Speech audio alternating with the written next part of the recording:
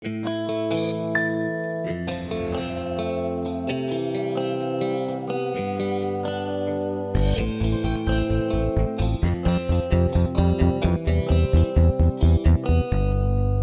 prepared, walking in is really, really important to know what you're talking about.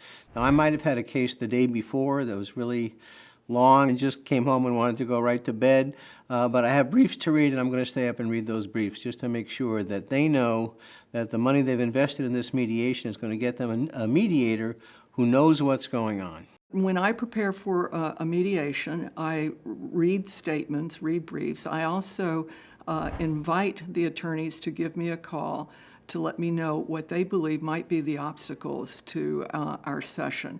And this can often provide me with information that will get us actually hitting the ground running. I read everything over and over. I like to know as much or more about everything in the case than the participants. I certainly read every submission. I look up the law. I like to know more about what's going on than anybody in the room, if possible. I take a new case and prepare as though I've never had any background at all.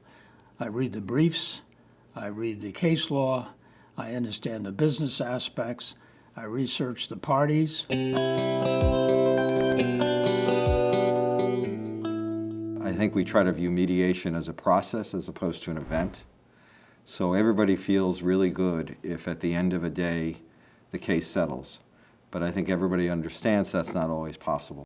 If you stop when it looks unlikely or you lose your patience with the stream and the feel of the way things are going, you won't settle that case. If you're willing to wait it out, no matter what it takes, that case will settle sooner or later. It may not even be that day, but it will settle.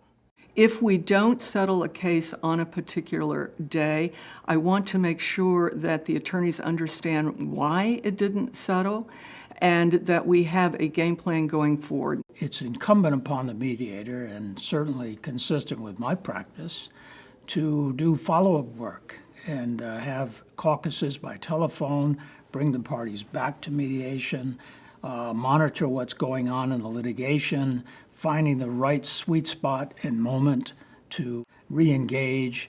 So I stay with a case until it settles. So I don't give up. And when a case doesn't settle at mediation, I keep in phone contact with the attorneys. I try to give them homework to do. I am persistent. Persistence, I think, is absolutely key.